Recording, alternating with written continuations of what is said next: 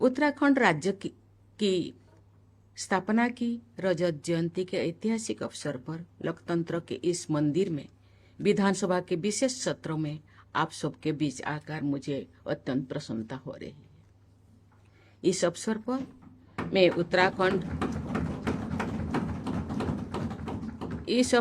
मैं उत्तराखंड विधानसभा के पूर्व और वर्तमान सदस्यों तथा राज्य के सभी निवासियों को बहुत बहुत बधाई देती हूँ। श्रद्धेय अटल बिहारी वाजपेयी जी के प्रधानमंत्री के कार्यकाल के दौरान यहाँ के जनमानसीय आकांक्षा और अनुरूप बेहतर प्रशासन और संतुलित विकास की दृष्टि से वर्ष 2000 के नवंबर महीने में इस राज्य की स्थापना की थी। ये बहुत प्रसन्नता की बात है कि विगत 25 वर्षों की यात्रा के दौरान उत्तराखंड के लोगों ने विकास के प्रभावशाली लक्ष्य हासिल किए। पर्यावरण, ऊर्जा, पर्यटन, स्वास्थ्य सेवा और शिक्षा के क्षेत्रों में राज्य ने सराहनीय प्रगति की। डिजिटल और फिजिकल कनेक्टिविटी तथा इंफ्रास्ट्रक्चर डेवलपमेंट के क्षेत्रों में भी विकास हुआ है। विकास के समग्र प्रयास के बल पर राज्य ने ह्यूमन डेवलपमेंट इंडिसेज के कई मानकों पर सुधार हुआ है।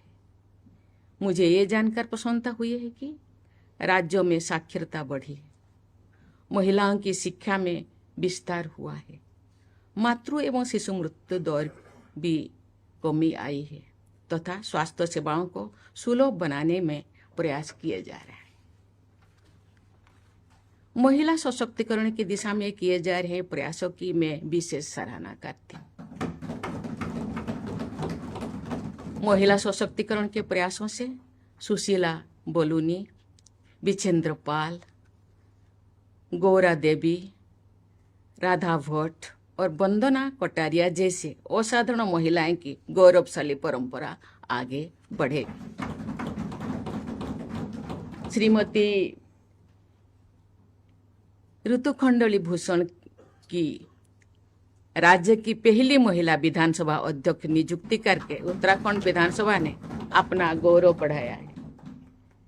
मैं चाहूंगी कि सभी हितधारकों के सक्रिय प्रयास से उत्तराखंड विधानसभा में महिलाओं की संख्या में बढ़ोतरी होगी।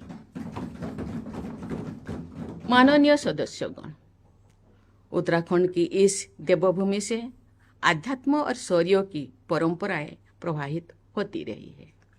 भारत का ये पवित्र भूखंड अनेक ऋषि मुनियों की तपस्या स्थली रही है। कुमान रेजिमेंट तथा गढ़वाल रेजिमेंट के नाम से ही यहाँ की शौर्य परंपरा का परिचय मिलता है। यहाँ के युवाओं में भारतीयों सेवा करके मातृभूमि की रक्षा करने के प्रति उत्साह दिखाई देती है। उत्तराखंड की ये शौर्य परंपरा सभी देशवासियों के लिए गर्व की बात है। भारत की लोकतांत्रिक परंपरा को शक्ति प्रदान करने में उत्तराखंड के अनेक जनसेवकों ने महत्वपूर्ण योगदान दिया है। मैं जो अभी हम लोगों के साथ है उनको मैं नमस्कार करती हूँ, साधुवाद देती हूँ, और जो हमारे साथ नहीं है उनको मैं नमन करती हूँ, उनके स्मृति।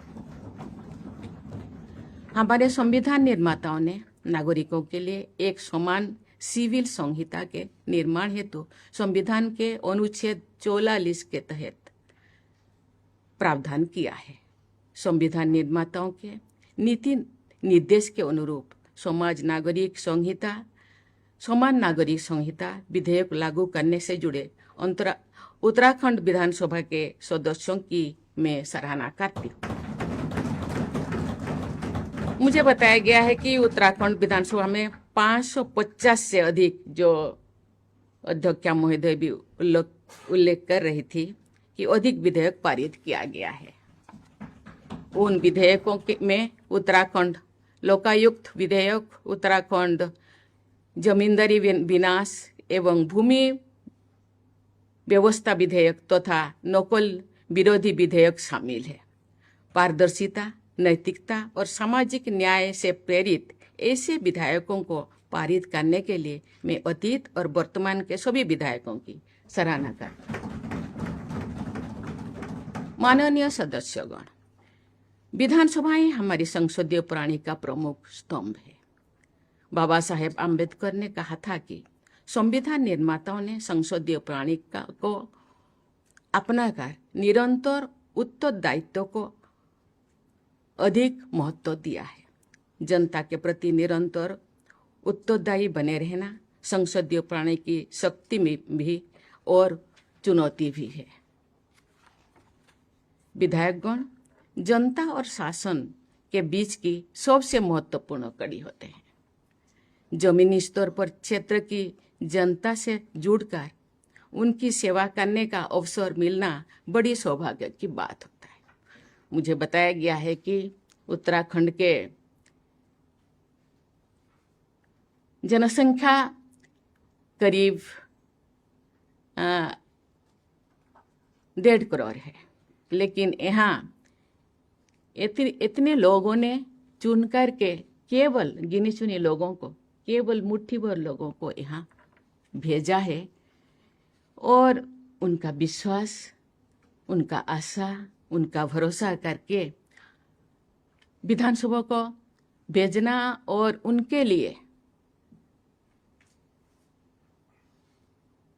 सुशासन बनाने के लिए जो उनका आशा और भरोसा, ये बहुत ही सौभाग्य की बात है कि इतने लोगों को मौका मिला है उनके अच्छाई, उनके सुशासन को के विधायक बनाना, विधान बनाना और राज्य को आगे बढ़ाने के लिए। ये बहुत बड़ी बात है, बहुत सौभाग्य की बात है।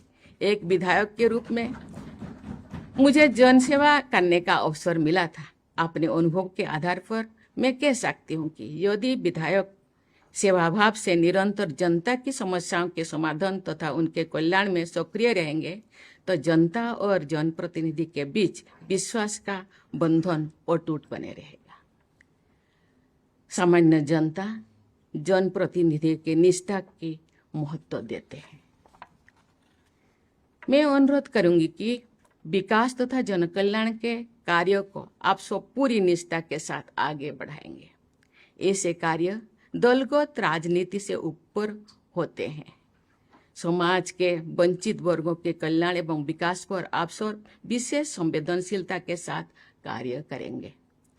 साथ ही युवा पीढ़ी को विकास के अवसर प्रदान करना आपकी प्राथमिकता होनी चाहिए। मुझे ये जानकर प्रसन्नता हुई है कि उत्तराखंड विधानसभा में इस वर्ष नेशनल इलेक्ट्रॉनिक विधान एप्लीकेशन की व्यवस्था का शुभारंभ हुआ है तथा इसके माध्यम से 2 सत्रों का संचालन भी किया जा चुका है। इस एप्लीकेशन के जरिए आप सभी विधायकगण संसद तथा अन्य विधानसभाओं एवं विधान परिषदों के बेस्ट प्रैक्टिसेस को समझ सकते हैं और अपना सकते हैं। माननीय सदस्यगण, उत्तराखंड में अनुपम सांस्कृतिक संपदा और सौंदर्य विद्यमान है। ये प्राकृतिक सौंदर्य से भरपूर है। ये देवभूमि भी है। प्रकृति के इस उपहारों का संरक्षण करते हुए विकास के मार्ग पर राज्य को आगे ले जाना आप लोगों का कर्तव्य होना चाहिए। उत्तराखंड की 25 वर्षों की विकास यात्रा विधायकों की योगदान से ही संभव हो पाए हैं। मैं आशा करती हूँ कि जन आकांक्षा को आप सब सक्रिय अभिव्यक्ति देते रहेंगे। हम सब जानते हैं 25 साल एक युवा अवस्था होता है। एक युवक 25 साल होने से उनके मन में जो एवं शरीर में जो ऊर्जा होता है, जमीन तो जमीन, पूरा आकाश जीत जाने का जो जज्बा होता है, मुझे लगता है ये मानसिक पूरा विधायक, पूरा सदस्यों के मन में होगा और आप लोगों से प्रेरणा लेकर ये जमीन के युवा ऊर्जावान होंगे और राज्य को आगे ले जाने के लिए प्रयास करेंगे। हम सब जानते हैं 25 साल मनाने का बहुत खुशी तो है ही, लेकिन आज का दिन आत्मसमीक्षा करने का दिन भी होना चाहिए। हम अभी तक 25 साल कितने दूर राज्य को आगे ले जाए हैं और आगे हम क्या करेंगे कि ये राज्य को पूरा देश में नंबर 1 बनाने के लिए प्रयास कैसे कर सकते हैं। इसलिए भी आज एक योजना बनाने का भी एक सम्मिलित उद्यम होना चाहिए। मुझे विश्वास है कि राष्ट्र सर्वोपरि की भावना के साथ आप सब राज्यों को तथा देश को विकास के पथ पर तेजी से आगे ले जाएंगे। आज मैं पुनः जिस गृह के नेता जिस चीज को हम लोगों के सामने रखे उसको मैं दोहराना चाहूंगी। आज एक बहुत खुशी की भी दिन है, एक राज्यों के नहीं, पूरा देश के, पूरा विश्व के। आज हम लोगों के बेटियां पूरा विश्व को एक मैसेज दिए हैं कि हम किसी से कम नहीं हैं। हम यहाँ के युवा ऊर्जावान हैं, महिलाएं भी पीछे नहीं है। मुझे लगता है इस जमीन में, इस भारत देश में 140 करोड़ लोग हैं, उनमें से आधा आबादी महिलाएं हैं। हम जो सपने देख रहे हैं कि 2047 तक भारत को विकसित राष्ट्र बनाने का, इसमें सभी राज्यों का सहयोग, सभी संगठनों का सहयोग, सभी लोगों का सहयोग जरूर ये राज्यों को, ये देश को एक विकसित भारत बनाने का ये सहयोग करेगा। उस जो सपनों साकार करने में सबका योगदान होगा।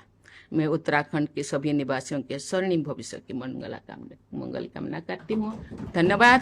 जय हिंद, जय भारत, जय उत्तराखंड।